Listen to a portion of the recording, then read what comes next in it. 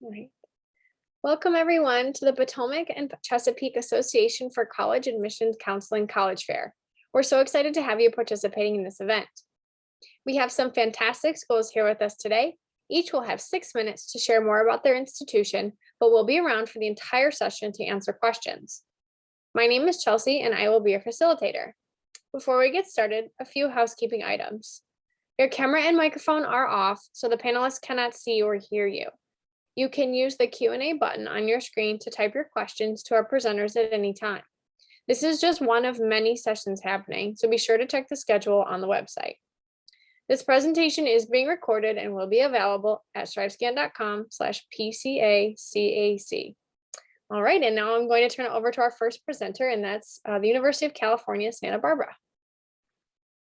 All right, thanks so much, Chelsea, and hello, everyone. Thanks so much for joining. I am super excited to be here and share a little bit about UCSB with you all.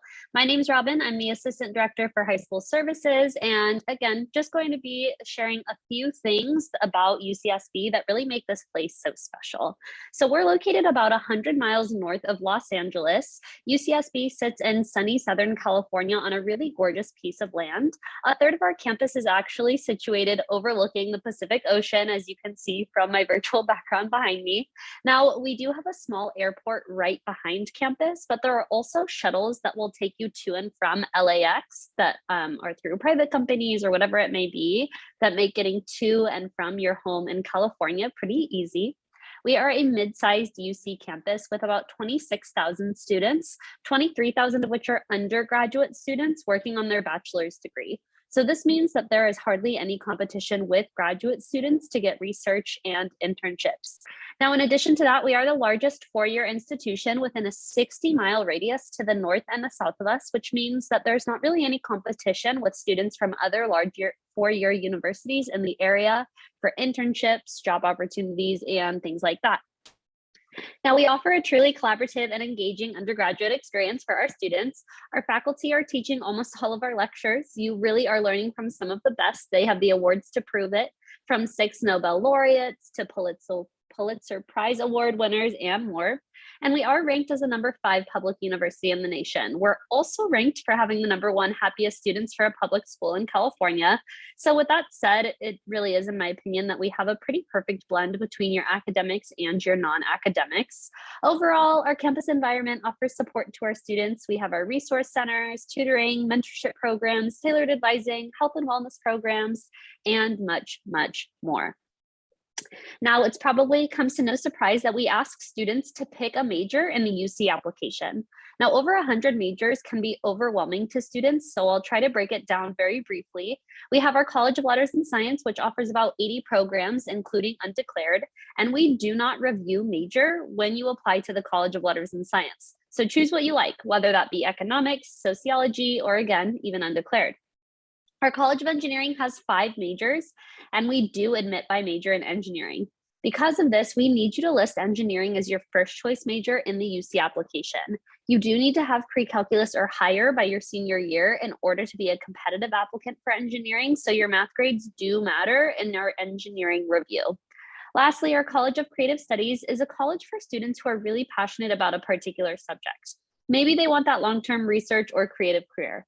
Students in the College of Creative Studies are now the ones that are expected to create new knowledge or create new work. So these students are working directly with faculty mentors. And while they're still going to class like every other student, they are spending a lot of time working on their own independent research project or their own creative project. Now, while we don't have a medical school or law school at UCSB, we do have a health professions advising as well as a pre-law advising program to really help prepare you for those careers. These programs have advisors that will keep you on track academically and help get you the experience you need, whether that be in the form of research, internships, or other opportunities. Now, the UCSB campus is really great for non-resident students and California residents alike. So because of our location, over 80% of our students do live either on campus or within a square mile of campus. So this tight-knit community really creates the feeling that students don't just go to school here, but their lives are here as well. If you want to see your friends, you can just walk to them. It is really that easy. We have 8 residence halls, 5 of them are oceanfront property, and 6 apartment complexes. So there are housing options for incoming freshmen as well as incoming transfer students. And our housing includes dining facilities which showcase vegan and vegetarian options for our students. Now, lastly, because students live so close to campus, of course, they like to be involved. Making friends and building community really is as easy as attending a sporting event or joining a club.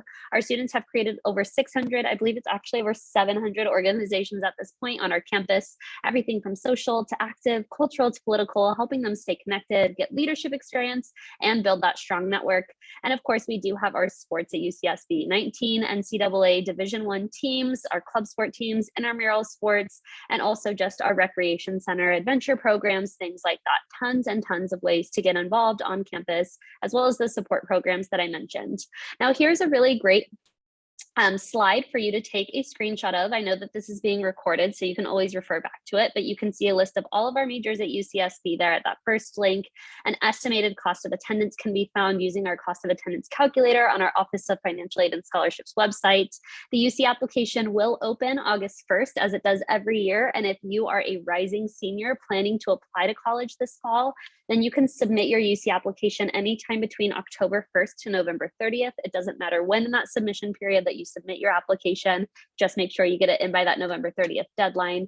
And of course, we do have some resources virtually that are offered to you all.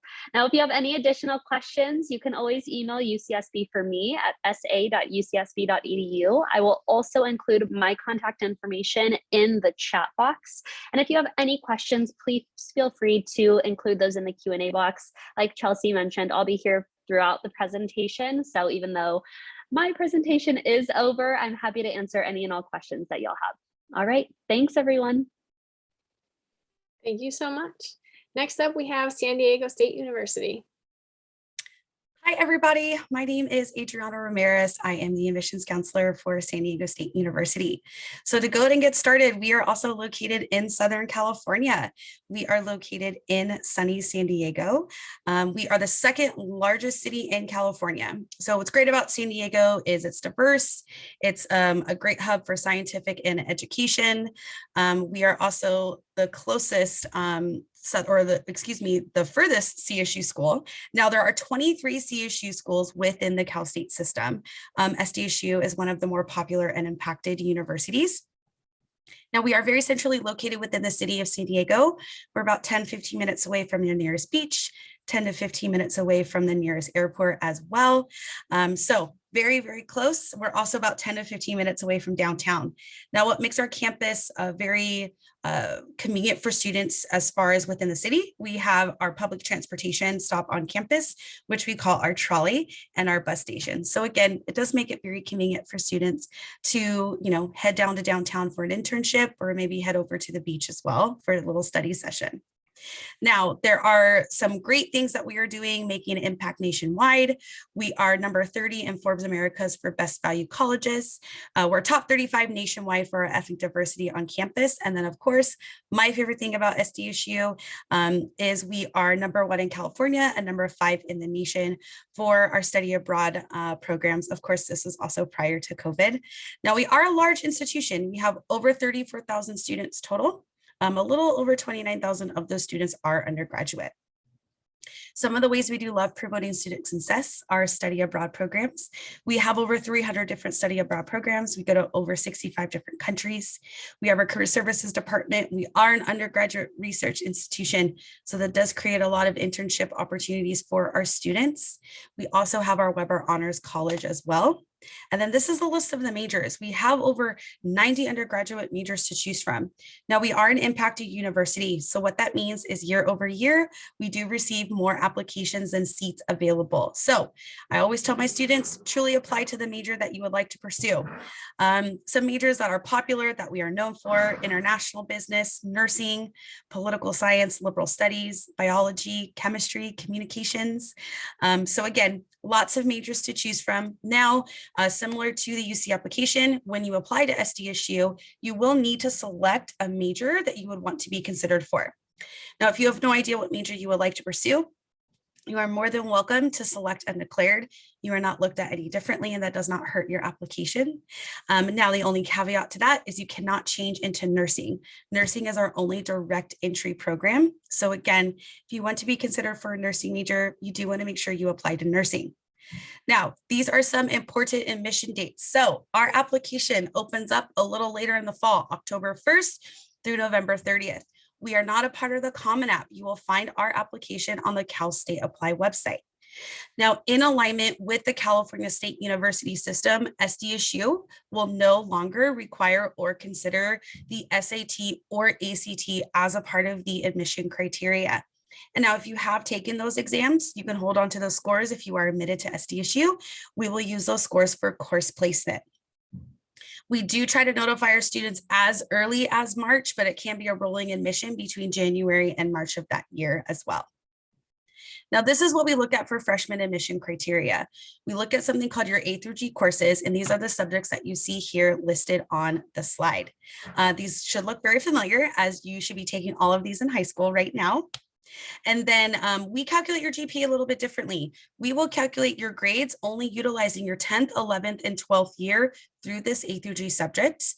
We will weight your GPA up to 8 semesters. So if you've taken any honors, AP, or dual enrollment courses or IB courses, we will award you extra points onto your GPA. You do want to maintain your overall grade point average through your senior year. Grades are self-reported. We do not ask for your official transcript when we review your application. So have a copy of your transcript out when you are completing your application for San Diego State University. Student involvement. We are a large school, so there are plenty of things to do here. We have over 350 student organizations to be a part of. We have over 46 fraternities and sororities, both academic and social, as well as our associated student government body as well. We have a bowling alley on campus. Our Mission Bay Aquatic Center, which is about 10 minutes away from campus. You could do anything from a sailing class to a wakeboarding class. You can even rent different kayaks at a discounted rate for students. We have our state-of-the-art Aztec Recreation Center gym. We have a heated yoga room for our students. All this is already included in your fees. We have our own spin room, our aquaplex. We have our Arts Alive program. So there's plenty of things to do here when you're on campus at San Diego State University. Now, when you are a freshman and sophomore, you are required to live on campus for the first 2 years. Any student, whether you're coming from Los Angeles or all the way from Maryland, you are required to live on campus for the first 2 years. And by doing that, it has shown that our students do tend to have an 11 to 13% higher GPA, which is great. Sports, we love our sports here. Another benefit when you are an SDSU student is you get to attend all of our home sports games for free. So there's nothing more exciting than basketball and football season, especially this year with our new stadium opening up just one trolley stop away from campus. And then, of course, if you want any more information, this is being recorded, but you are more than welcome to reach out to our office. We're happy to help you out. And I will go ahead and turn it over to Chelsea. Wonderful. Thank you so much. All right, next up we have Stevenson University.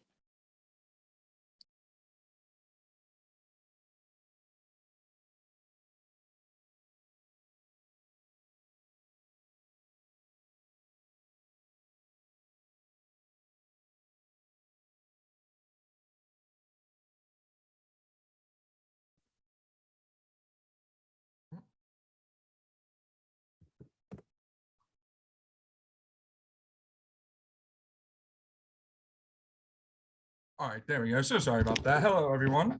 My name is Luke Miller, and I'm with Stevenson University. Thank you all for being here today.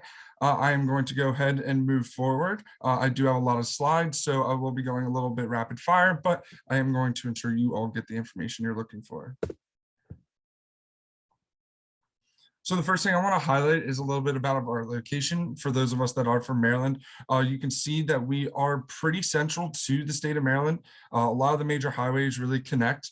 So those that are coming from Southern Maryland specifically and truly all around, it's very easy to get to in that sense of the way. We're also a divided campus, so you'll be able to see down here towards the bottom of the graph, the School of Business and all the residence halls, they actually sit on our main campus. That's what we call our Owings Mills campus, as well as our Mustang Stadium.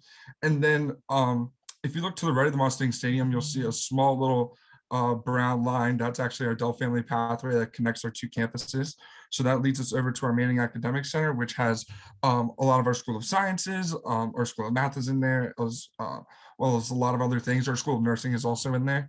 And then our School of Design is sitting right behind that. And then we have a new library coming soon. So we're very, very excited for that. Just to give you a little bit of a highlight on really that kind of demonstrates the size of what Stevenson is. We're an undergraduate school of about 2,700 students. That means a lot of small class sizes and a lot of good student to faculty ratios. So you're not going to have to worry about getting in touch with your professor. Your professor is going to know you by name and pretty much going to be able to identify you rather clearly. We're also a very diverse campus as well, with 42% of our students identifying as some sort of racial or ethnic minority. It's really important that we connect everyone to their career, and that's pretty much what Stevenson's identity is.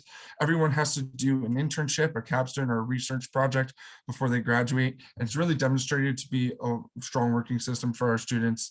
Within the last 10 years, all of our graduating classes, at least 90% of those students within 6 months have either moved on to our next phase of schooling, which could be our graduate schools, which I'm about to talk about in a second, or if they were going to, let's be like a doctor or a lawyer or anything to that effect, medical or law school.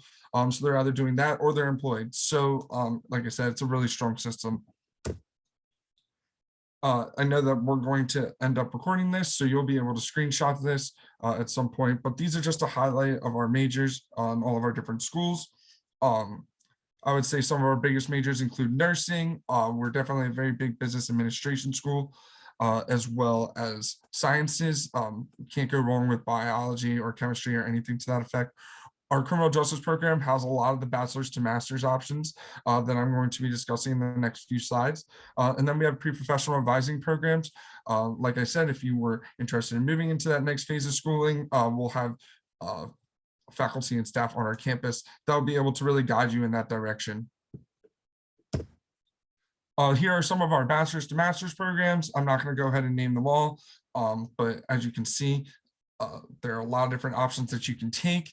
And what you pretty much do is you apply in your junior year with a 3.0 GPA, you'll get accepted into your master's program. You'll start some of those classes in your senior year as you finish up your undergraduate, and then your 5th year is finished online. Our Office of Student Success is very keen on making sure that our students finish in 4. It is just to the benefit of everybody, you know, from a financial perspective, a career perspective, that we try to get you out as fast as we possibly can. So we really want everyone to finish in 4 years. We have student success coaches for our freshmen that are just a little bit more than academic advisors. They really check on the student and make sure that not only are they succeeding academically, but as well as, you know, keeping up with family, making sure they're maintaining proper health and things like that. For disability services, if you have any special needs or accommodations, you'll be able to take that up with that office. And then our academic link has our tutoring services in it, as well as our testing center. These are application materials that are required from Stevenson. We are Common App friendly. So along with that, our Stevenson application, does not matter which one, that would complete that full application where you'll find the essay and short response. And then we'll need you to be in touch with your school counselor to obtain your high school transcript. There are some optional materials as well. And Stevenson now is test optional for 2023. We were test blind last year, but this year we are going to be test optional. This is just what an average student looks like at Stevenson. There are no minimum GPA requirements at this time, but for an average student, about a 3.54 weighted GPA. So that includes, you know, your honors, your AP courses, and things like that. For our honors program, we typically find them at about a 4.2. Some of our scholarship programs that are really, really significant in helping you not only bring down costs, but also giving you really rewarding things. So if you look at our pictures here, there's our Leadership Scholars program. They're doing a bunch of networking here at this event with this professional, and then our Service Scholars completing some civic engagement. So you can very much see that they are very in tune with what they're doing and absolutely have a passion for it. While talking about costs, we really do our best to make sure that we bring down our students' prices. So we do that with a lot of scholarships and aid. We were voted a best value school here in 2021. So, you know, with everyone fulfilling their application and getting their scholarships and going after those opportunities that I was discussing in a few previous slides, that ends up being very important. With merit-based scholarships, we consider that right off of the bat, just for applying. So this is the range in which you can find, with our priority deadline being on December 1st. Some other scholarship programs that you can go for include a full tuition scholarship opportunity if you're interested in visual arts, such as graphic design, or a theater student. There are audition or portfolio-based applications for that. And then we also have ones just for simply visiting our campus and completing an interview. So it's very opportunistic there. And then the last thing that's really important is about need-based financial aid. 99% of our students do get some sort of need-based aid. So again, that sticker price that you might have saw, $52,000, that's no one really pays that price. If you fill out the FAFSA, which is the free application for federal student aid, we'll do our best to look at your financial situation and then develop a package with you with federal and state loans and grants to, kind of help aid some of that cost. Last year, it opened on October 1st, and our priority deadline was February 15th. I would keep up to date on our website just in case those dates change for you all next year. And I thank you so much and turn it back over. Awesome. Thank you. All right, next up is Goucher College. Perfect. Hello, everyone. Thank you for joining us this evening. My name is Megan Steely, and I am the admissions counselor at Goucher College, not too far from Stevenson. So Goucher is located in Towson, Maryland, just outside of Baltimore. We're about 20 minutes from downtown Baltimore, but also about an hour from Washington, D.C., an hour and a half to Philly, and about 3 to 3.5 hours to New York City. So this provides great opportunities for our students, both in terms of internships, but also recreational purposes as well. And then we are a private residential liberal arts college. We have about 1,100 undergraduate students and then about 900 graduate students that are primarily doing online programs. So on campus, that focus really is on that undergraduate student experience. And with this, we have an average class size of about 15 to 20 students. So the largest class that you would have would be about 65 students. That would be an intro-level science course, then divided into smaller lab groups. But as you get higher into your major classes, you can have a class as small as 8 students. So with this, you are really getting to know your professors and your fellow classmates, and the majority of our classes are discussion-based. Our student body is also diverse in a lot of different ways. So we have about 60% of our students coming from out of state. We have 43 states and 28 different countries represented on campus. About 40% of our students are students of color. About 40% are members of the LGBTQ community, and about 20% of our students are first-generation college students. When it comes to academics, Goucher's curriculum looks a little bit different than some schools, and that it's really based in interdisciplinary learning. So with this, all students will take a first-year seminar and then 2 complex problem exploration courses. And so with these, you are really honing in on your critical thinking skills, your writing skills, your problem-solving skills, while looking at one specific topic from a variety of different subject areas. So this might be a course like disease and discrimination that looks at AIDS and diabetes from both a biological and a sociological perspective. So you're getting to see how interconnected this topic really is. We then have 3 areas of proficiency that we ask that students meet in data analytics, writing, and foreign language and culture, both in the general component as well as a major component. So with this, we're giving you those general tools and the major specific tools in those areas. And then we have 2 institutional commitments in race, power, and perspective and environmental sustainability. And so these are themes and topics that you will encounter throughout your 4 years at Goucher. When it comes to majors, we offer over 30 different majors. Our most popular tend to be psychology, biology, business, international relations, and creative writing. You have until the end of your sophomore year to declare a major, so totally okay if you don't know what you want to study. You can even create your own major as well, and the majority of our students will choose to either double major or major and minor. Goucher also requires that all of our students study abroad. So with this, we send students to over 60 different countries, and students have the opportunity to either do a full semester abroad where you would enroll directly into an international university, or a 3-week intensive course abroad, an ICA. And those are led by our Goucher faculty with just Goucher students and tend to go abroad in the summer, but occasionally during winter break. Those tend to be similar to those interdisciplinary seminar courses or thematic. So we have environmental science and Spanish course in Costa Rica, an arts and cultures course in Scotland, and a leadership course in South Africa. With this, there's no requirement in how you complete your study abroad, so it can be related to your major, or it can just be a location that you've always wanted to go to. And with this, because it is a requirement, it does change the day-to-day conversations happening inside and outside the classroom when everyone either has done their study abroad or is waiting to do that experience. We've also integrated career education into the curriculum all 4 years. And so in your very first year, you'll build a resume and a cover letter. You'll also visit different employers in the area to see what potential internships look like and look at self-assessment and personal branding to understand what's important to you in a career. You then have the opportunity to complete micro internships to sort of get your feet wet into that internship space. And then in your junior and senior year is when the major focus on those sort of long-term internships come into play. They're not required for all of our students, although certain majors do require them, but we strongly encourage them for our students, whether on campus or in the Baltimore area during the semester or all across the country and even internationally throughout the summer. When it comes to student life, Goucher is a residential campus. Housing is guaranteed all 4 years. And for the most part, students are living on campus all 4 years as well, about 98% of our students. And our first year students live in the first year village, which is 3 residence halls that were very intentionally built to foster community among our newest students. So there's a lounge on every floor, a kitchen on every floor, and plenty of study spaces as well. We also have our Mary Fisher Dining Center right in the heart of campus.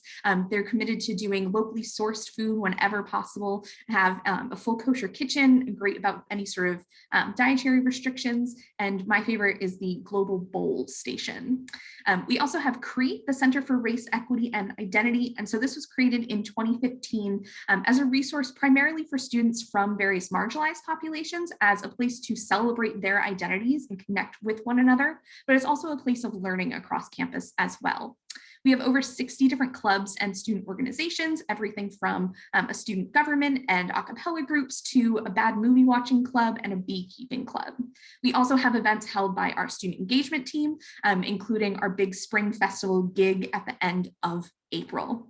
Our recreation and wellness teams will also hold on-campus Zumba and yoga courses, as well as off-campus excursions, kayaking, or to rock climbing gyms as well.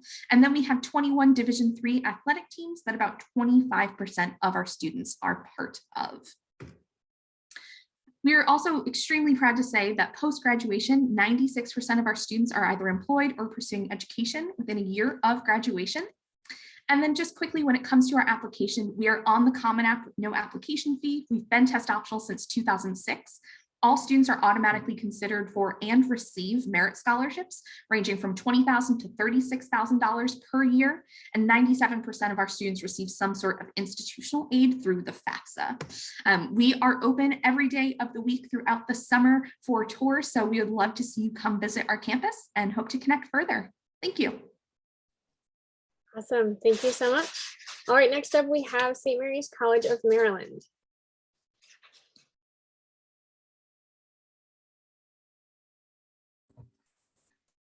Hi, everyone. Just one second.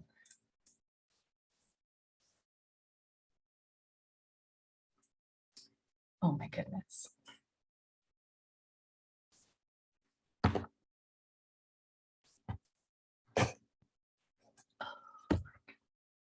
I am having technical difficulties. I am so sorry. There we go. Now I should be good. Thank you for your patience, everyone. My name is Caitlin Woods. I'm an assistant director of admission at St. Mary's College. I've been here for about 3 years. A little bit about St. Mary's. I have some quick facts for you all.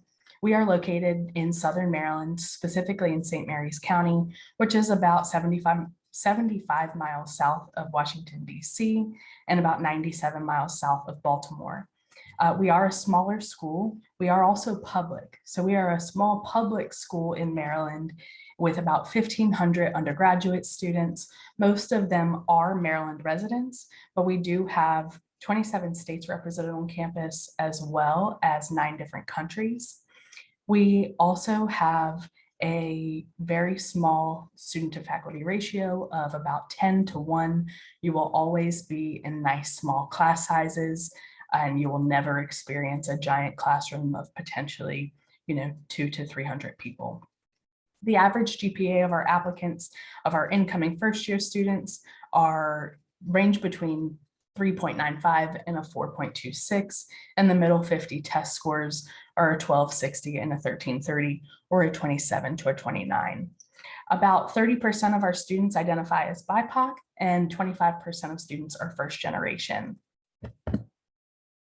So we have about 60 undergraduate programs, and that is a combination of majors, minors, and pre-professional programs. We also only have one Master of Arts in Teaching available on our campus. Psychology, biology, English, environmental studies, and political science are some of our more popular programs.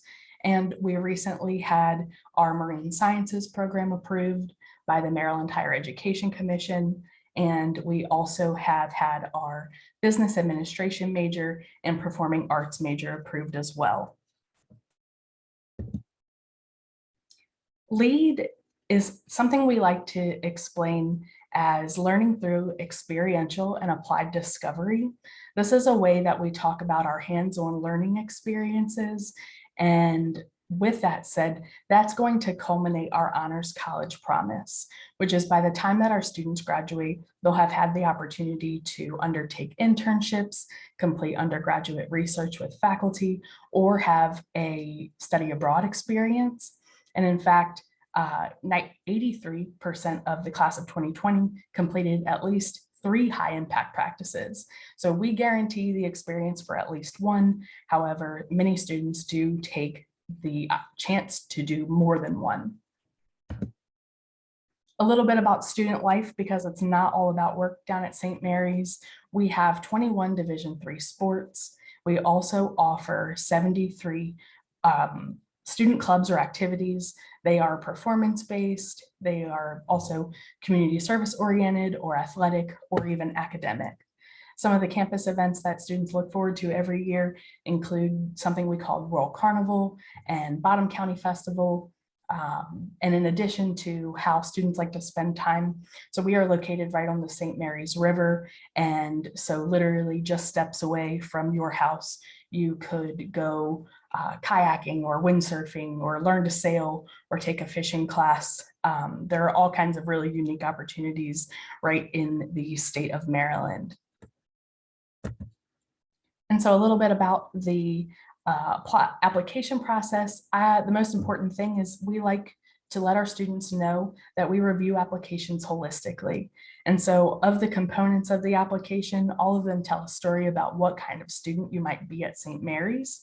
With your application, you're automatically considered for scholarships with or without standardized test scores. Again, you'll see in the application components that we are test optional, and that also you have 2 ways to apply to St. Mary's College, and that would be through the common application or our St. Mary's application. And also when you apply for admission, you're applying for admission to the college and not necessarily a program. So I definitely encourage those students who are undecided. They do not need to declare a major until the end of their 2nd year at St. Mary's College. And so with that said, I appreciate your time this evening. Down at the bottom of the screen, you can see our socials. Follow us to catch up on what we're doing. Thank you. Awesome. Thank you. All right, next up we have Johns Hopkins University.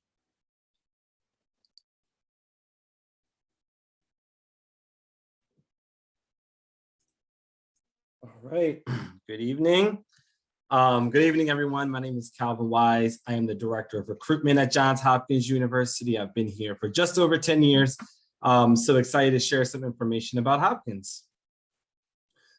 So our institutional's mission is to create knowledge for the world. And that really sets the tone and frames the student experience. Hopkins, back in 1876, was established as the nation's first research institution. And we led the nation in research spending for almost 40 years. So it's a big part of how our students are experiencing the campus. You know, and I'll talk about this in a second, we strive to, find, we think that innovation happens at the intersection of disciplines.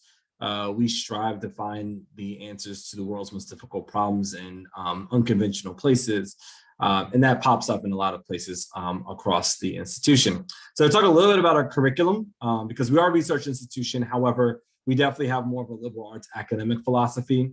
As I mentioned, we think that discovery and inspiration really happen at where disciplines intersect.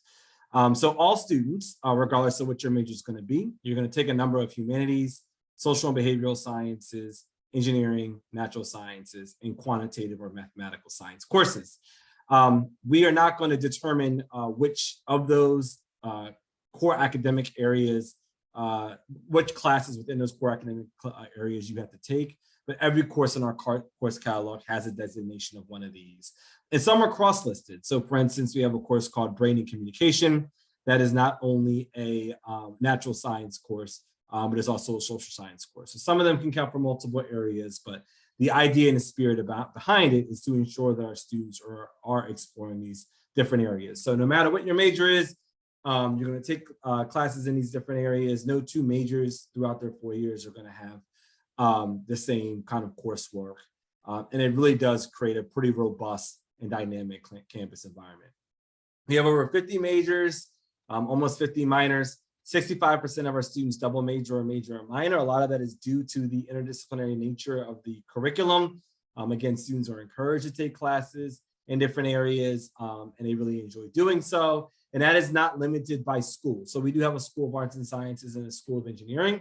However, I know students who double major in civil engineering and sociology, for example, or neuroscience and creative writing. The academic boundaries are incredibly fluid. We have about 5,300 students at Hopkins, sort of like a medium-sized school. Our average class size is about 23 students, 7-to-1 student to faculty ratio. Only 4% of your classes will be over 100 students. So we do have some larger classes, but most of the classes throughout your 4 years are going to be around the 25 students in the classroom. This kind of talks a little bit about the academic balance across the institution. About a third of our students have a primary major in engineering, about a third in the humanities and social sciences, and about a third in the natural sciences and mathematics. We're incredibly diverse, across the board. Even within our School of Engineering, about 50% of our students in the School of Engineering identify as being a woman. We have 50 students represented from 50 states, 80 countries. And here you can see the racial breakdown of our institution. 14% African-American, Black, 17% Hispanic, Latinx. About 13% of our students are international, attending high school in other countries. And so, that diversity of thought really helps us as we think about how we're creating new knowledge. We strongly believe that having a homogeneous classroom environment, or homogeneous campus, won't facilitate that exchange. And so the academic diversity, geographic diversity, the socioeconomic diversity, 20% of our students on campus qualify for the Pell Grant, 16% of our students are first in their family to go to college. That all kind of rolls up to our mission to create new knowledge. We need folks who are coming from different lived experiences to really enhance the classroom experience. So as an undergraduate student, you will be at the Homewood campus. That's where our School of Arts and Sciences and Engineering is located. It's in Baltimore. We're about 3 miles from downtown. It's a residential campus. You're required to live on campus for your first 2 years. You get kind of this, you can see the picture behind me. You have the grassy quads and the brick pathways, this residential college experience, but you're in the city. You're in Baltimore City, so you benefit from all the benefits of being in an urban environment, as well as these different Hopkins divisions. Some of these are in the city of Baltimore, like the School of Medicine, the hospital, and the Bloomberg School of Public Health, all downtown. The Peabody Conservatory, the nation's oldest musical conservatory, is about a mile from campus, and the Applied Physics Laboratories out in Laurel, Maryland. You have all the benefits of these different departments that will provide opportunities for you to do research, internships, maybe take some classes at the graduate level throughout your 4 years. But again, your undergraduate experience is going to be spent at the Homewood campus. So I've mentioned research is a big part of the campus experience, research and hands-on experiences. Over 80% participate in research, over 70% are participating in internships. Across the board, over 98% are going to participate in some type of hands-on experience before they graduate. And that could be in Baltimore, on campus, or really around the world. In regards to our outcomes for our students, they're doing pretty well when they graduate. 100% of Fortune 100 companies have employed Hopkins graduates. We have high admissions rates for medical school and law school. We have a startup culture, definitely an entrepreneurial culture on our campus. And so there are funds for you to start your own businesses, and we have a lot of students who do that and continue that after they graduate. In regards to the admissions process, we're on the Common Application. We are test optional through at least the year 2026. And we are actually doing application workshops virtually. So whether it's application workshops, we're going to have a virtual open house this summertime, as well as we have a number of on-campus visit options. If you are not too far away, we are offering information sessions and tours. We will start the tours back up in June. And then we will have a number of programs on the Saturday throughout the summer as well. So definitely come by and check out campus, but we also have a lot of virtual opportunities that may be more convenient for you. And so that's Hopkins. Thank you. Awesome, thank you. All right, I'd like to welcome everybody back onto the screen so we can go through a question, hear from you each one more time. As everybody's jumping on, I will throw the question out here for you. So what advice do you have for students who are going to go through the admissions process either now or sometime in the near future? And I'll jump back up to the University of California to kind of kick us off. All right, so I would say my piece of advice would be to reach out to admissions counselors at the different universities that you're interested in. I think, I didn't know that there was such thing as an admission counselor when I was in high school applying to colleges, and our jobs are to help you and answer any and all of your questions for free. So definitely reach out to us. And if we can't answer your question, hopefully we can direct you to a website or a person or something that can provide that information that you're looking for. Thank you. And San Diego State had to jump off, so I'm going to jump down to Stevenson University. What is your advice? So personally, I would say my main advice would be two things. Number one, visit all the schools that you can. You're never going to get the real feel of the school unless you go and you actually put your feet on it and like imagine and envision yourself being there. So that's piece number one. And then piece number two really is like all they were saying, stay in touch with your admissions counselors. They are full of information and it is literally their job to serve and ensure you're not bothering them. Or anything like that. So it's really important to take advantage of that relationship. They really are a good guide for you. Thank you. Goucher College? I think my biggest piece of advice is to make sure that while you're taking input and advice from your family members and your friends and your counselors, to make sure that you are going to the school that you are interested in, because it's ultimately where you are going to be spending 4 years of your life. Thank you. And St. Mary's College of Maryland. So I would echo all of those things that the fellow admission folks have also already said, but I would also just tell people that, or tell students that you're probably going to change your mind, and it is okay to do that, especially looking at a liberal arts curriculum. Lots of those classes will count towards plenty of different majors. So just be prepared to kind of go with the flow and, shift and redirect. Thank you. And Johns Hopkins? Yeah, my advice would be, look, this process can be very overwhelming. The beauty of the higher ed system in the United States is that there is a pathway to a bachelor's degree for everyone. The flip side of that coin is, there are probably over 3,000, 4,000 different ways to get there, colleges and universities. And so it can be overwhelming. So try to break the process down into digestible pieces. Do not let it kind of overwhelm your life all the time, maybe once a week, especially if you're earlier on in your college process. You talk about college and that's your college time. Maybe it's an hour or 2 hours on the weekend. And the rest of that, you tell your parents that we are not talking about college. We can circle back on Sunday between the hours of 2 and 4 and discuss it again. So I think, it is a marathon, not a sprint. It's carving out some really intentional time to have those conversations to make sure that you're not getting burnt out along the way, to kind of work towards the end of your senior year. Awesome. Thank you. That was all really great advice. So we are at that time. I'm going to wrap things up here for us. So a huge thank you to our presenters for putting the information together and spending this afternoon into evening sharing the information. And then thank you to our participants for being with us here. When you close this window, there will be a link to a very quick 5-question survey. We appreciate any feedback you can provide. We encourage you to check back to the schedule and sign up for more sessions if you're interested. You'll be able to find this recording as well as all the other recordings at strivescan.com/PCACAC. And that's all we have. Have a great rest of the day.